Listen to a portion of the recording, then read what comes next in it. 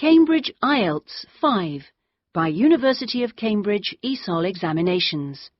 Published by Cambridge University Press. This recording is copyright. CD 1. Test 1. You will hear a number of different recordings and you'll have to answer questions on what you hear. There will be time for you to read the instructions and questions, and you'll have a chance to check your work. All the recordings will be played once only. The test is in 4 sections. At the end of the test, you will be given 10 minutes to transfer your answers to an answer sheet. Now turn to Section 1. Section 1. You will hear a telephone conversation between a travel consultant and a customer. First, you have some time to look at questions 1 to 4.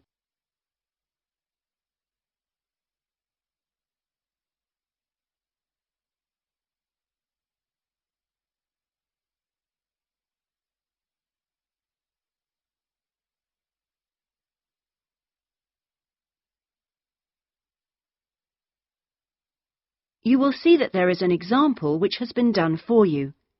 On this occasion only, the conversation relating to this will be played first.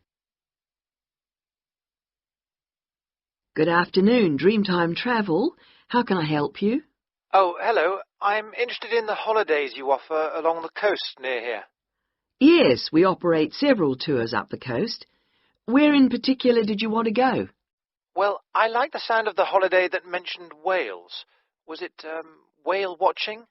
Oh, that's our whale watch experience. It's very popular, and it's based in a lovely little town with nice beaches. The holiday is called Whale Watch Experience, so Whale Watch Experience has been written on the form. Now we shall begin.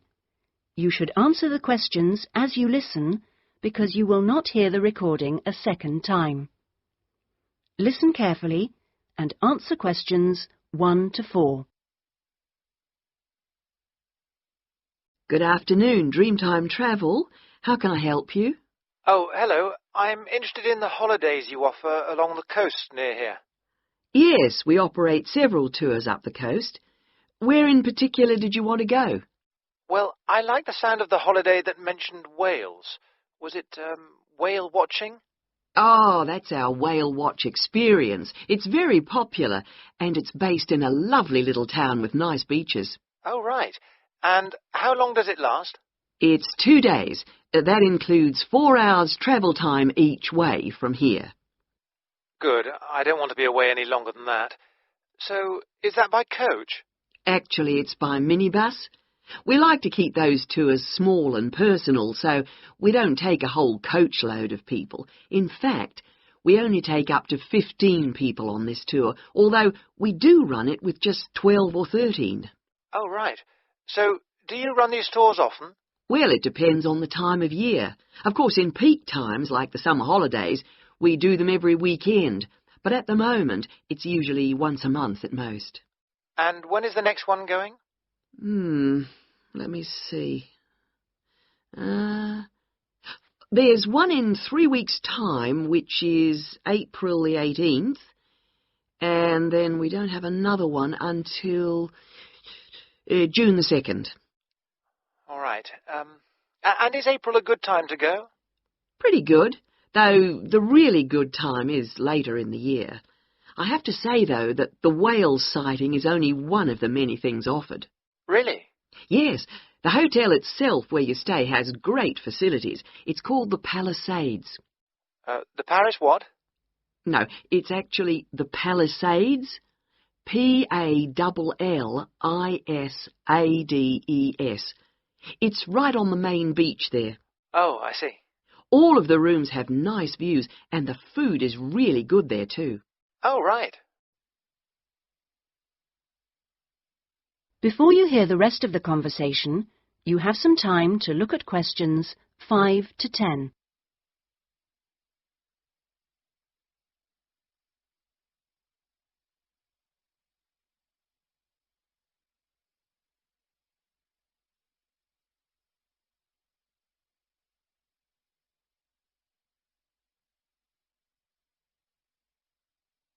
Now listen and answer questions 5 to 10.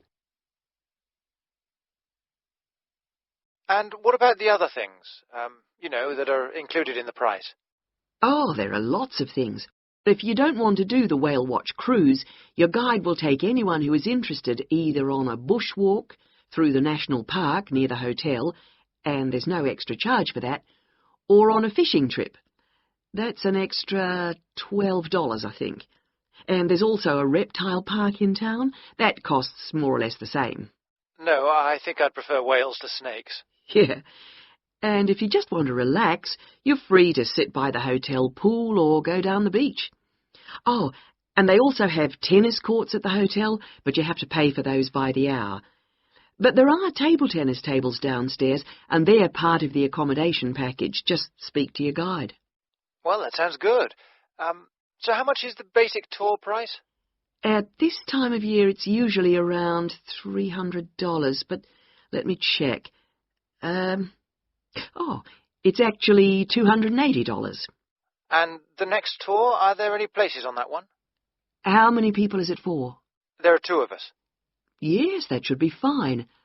Can I just mention that we require all bookings to be made at least 14 days before you travel to avoid cancellations of tours? And if you cancel within 7 days of departure, you will have to pay 50% of your total booking. Okay. And you also need to pay a 20% deposit at the time of booking. Can I pay that by credit card? Yes, you can. All right. What I'll do is I'll talk to my partner and get back to you. Fine. So I'll make a provisional booking, shall I? 2 for the whale watch experience. Let me issue you with a customer reference number for when you call back. Do you have a pen? Yes. Okay. It's 39745T. That's T for Tango. When you call back, ask to speak to the tour manager. That's me, Tracy. Fine, I will. That is the end of section 1. You now have half a minute to check your answers.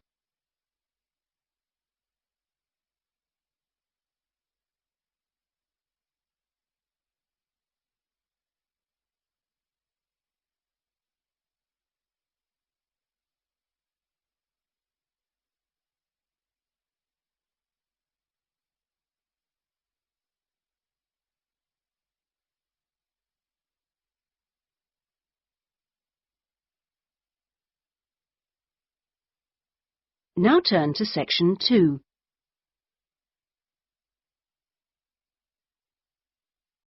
Section 2. You will hear a radio program giving parents advice about buying cots for their babies to sleep in. First, you have some time to look at questions 11 to 17.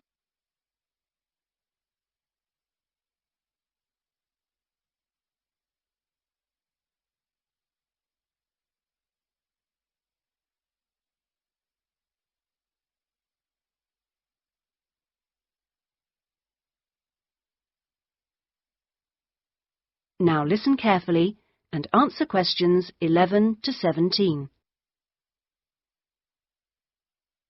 Hello and welcome to today's Buyer Beware program, where we give you some tips on how to spend your money wisely. Now, in today's show, we're looking at beds for children and babies. Let's start by looking at baby cots. That's for children of up to 3 years old. We tested 3 different cots, all in the budget price range, and as usual, we will feature the good points, the problems, and our verdict. The first cot we looked at was by BabySafe, and it had several good points to recommend it. Our testers liked the fact that it had 4 wheels, so it was easy to move around. The only slight problems with this cot were that it had no brakes, but they didn't think that mattered too much. At first they were a bit concerned about the side bar because they felt babies could trap their fingers in it. But our testers felt that this was unlikely to happen, so they've given this one a verdict of satisfactory. The next cot was by Choice Cots, and this time our testers were pleased to find a cot which is simple to put together, unlike others we looked at. On the minus side, our testers did not like the fact that the side of the cot did not drop down, making it difficult to pick up newborn babies. However, the real problem with this cot was the space between the bars. Our testers found they were too wide and a baby could easily trap his head. We felt this was a real safety hazard, and so we've labelled this one dangerous, I'm afraid. Before you hear the rest of the programme, you have some time to look at questions 18 to 20.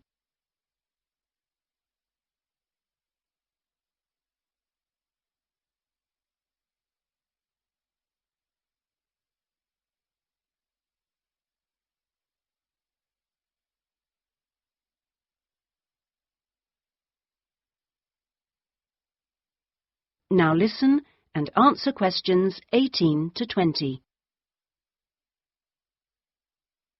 And finally, better news for the Mother's Choice cot. This cot was slightly different in that although the sidebar did not drop down, the base could be raised or lowered into two different positions, making it safe as well as convenient. The negatives for this one were quite minor. The only niggle everyone had was the fact that it has no wheels, and the only other problem anyone could find was that there were pictures, which were simply stuck on and so could easily become detached. The makers have now promised to discontinue this practice. As this cot will then be safe in every way, we have made the Mother's Choice cot our best buy. Congratulations, Mother's Choice. So what features should you look for in a baby's cot? Well, obviously, safety is a very important factor, as well as comfort and convenience. We recommend that if you are buying a cot, do make sure that any metal present is not rusted or bent in any way. You should ensure your cot has only rounded or smooth edging without any sharp edges. This is especially important for wooden cots. And now, on to beds for toddlers. That is the end of section 2. You now have half a minute to check your answers.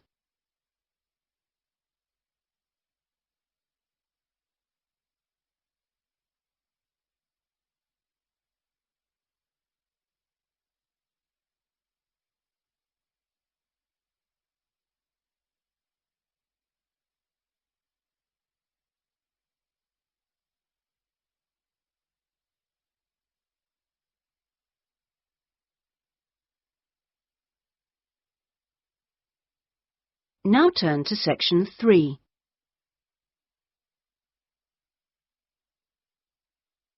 Section 3. You will hear a conversation between a student, Andrew, and a student advisor, Monica, about a diploma course. First, you have some time to look at questions 21 to 25.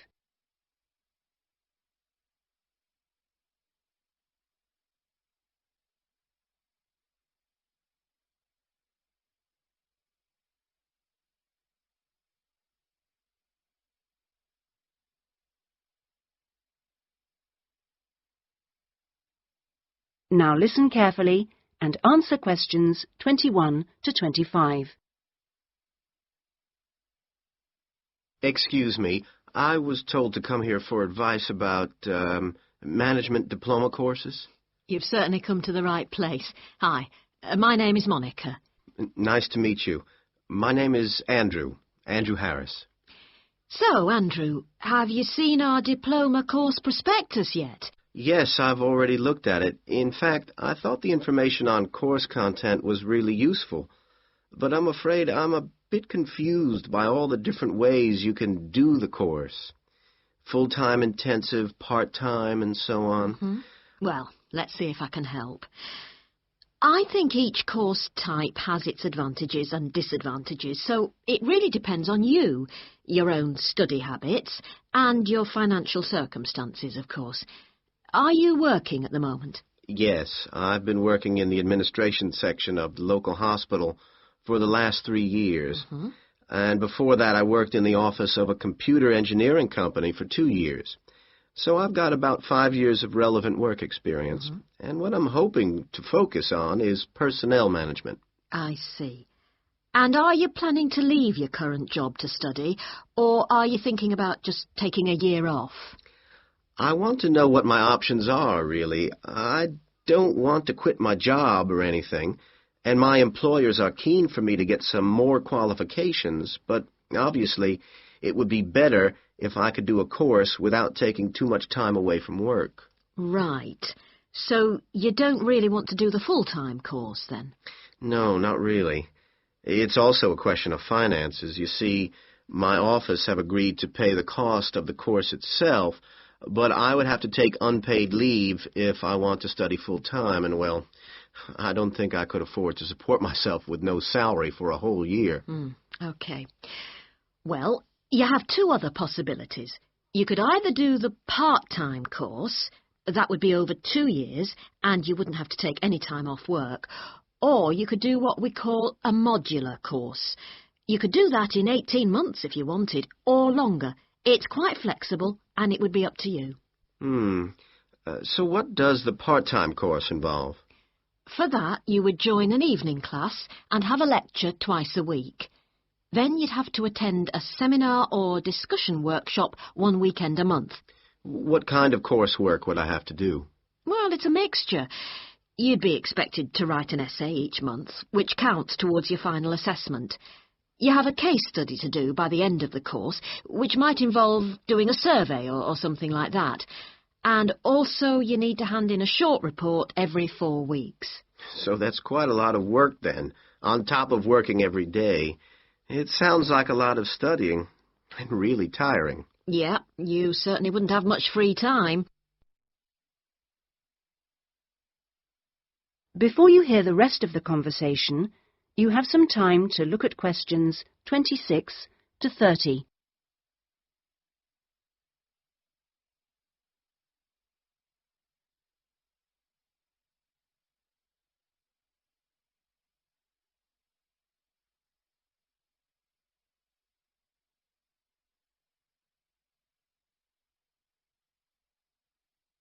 Now listen and answer questions 26 to 30. What about the modular course? What would I have to do for that? Well, that's where you get the opportunity to study full-time for short periods. That way you can cover a lot of coursework and attend lectures and seminars during the day. And each module lasts for 1 term, say about 12 weeks at a time. There are obvious advantages in this. The main one being that you can study in a much more intensive way, which suits some people much better. And how many of these modules would I have to do to get the diploma? The current programme is 2 modules, and then you have to choose a topic to work in more depth. But you can base that on your job, and so you don't need to be away from the office. And how long it takes is up to you. The important thing is that you don't have to study and work. You can focus on one thing at a time. Yes, I can see that. It certainly sounds attractive. It would be more expensive, though. I mean, I'd have to support myself without pay for each module. That's true, so that might be a problem for you. Look, why don't you talk this over with your employers and then come back? That is the end of section 3. You now have half a minute to check your answers.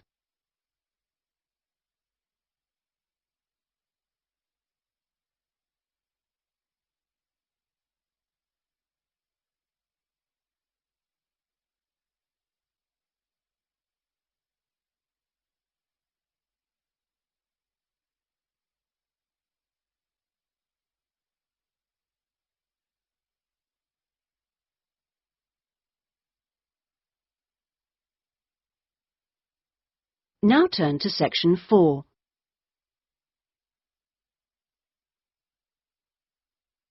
Section 4. You will hear part of a lecture given by an economist about North American women's attitude to money and saving. First, you have some time to look at questions 31 to 40.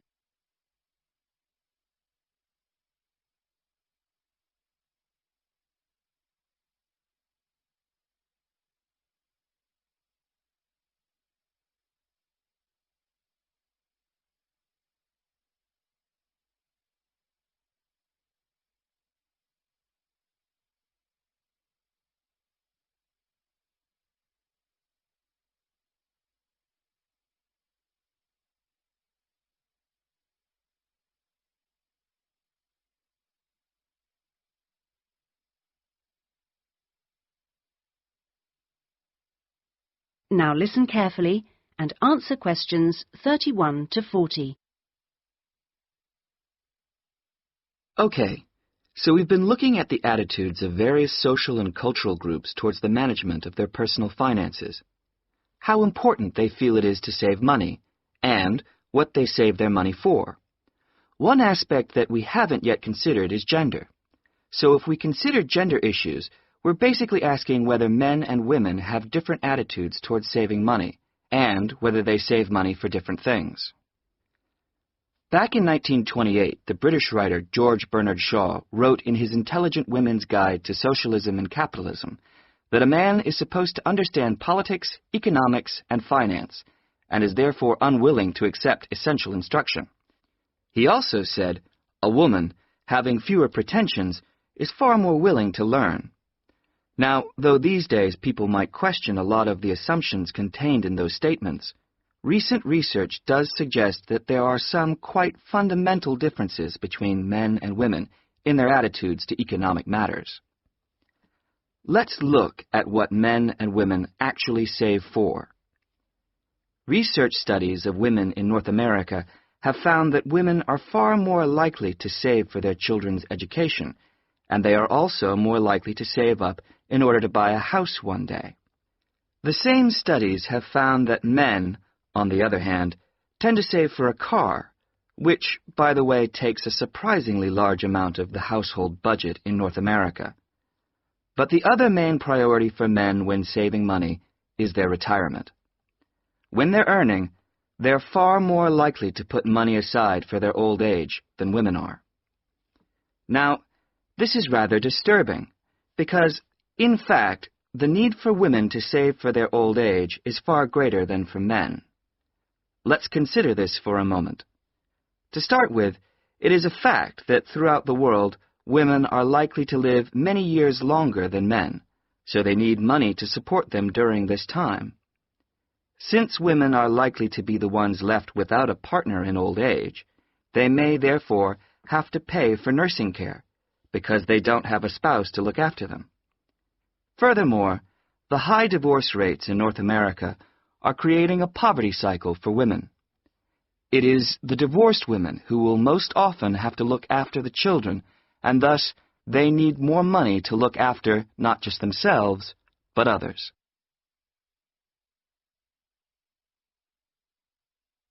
So what can be done about this situation? The population in North America is likely to contain an increasing number of elderly women. The research indicates that at present, for women, it takes a crisis to make them think about their future financial situation. But of course, this is the very worst time for anyone to make important decisions. Women today need to look ahead, think ahead, not wait until they're under pressure. Even women in their early 20s need to think about pensions, for example, and with increasing numbers of women in professional positions, there are signs that this is beginning to happen. Then research also suggests that women avoid dealing effectively with their economic situation because of a lack of confidence. The best way for them to overcome this is by getting themselves properly informed so they are less dependent on other people's advice. A number of initiatives have been set up to help them do this. This college, for example, is one of the educational institutions which offers night classes in money management, and increasing numbers of women are enrolling on such courses. Here, they can be given advice on different ways of saving. Many women are unwilling to invest in stocks and shares, for instance, but these can be extremely profitable. It is usually advised that at least 70% of a person's savings should be in low-risk investments. But for the rest, financial advisors often advise taking some well-informed risks. Initiatives such as this can give women the economic skills and knowledge they need for a comfortable, independent retirement. The increasing proportion of elderly women in the population is likely to have other economic consequences. That is the end of section 4. You now have half a minute to check your answers.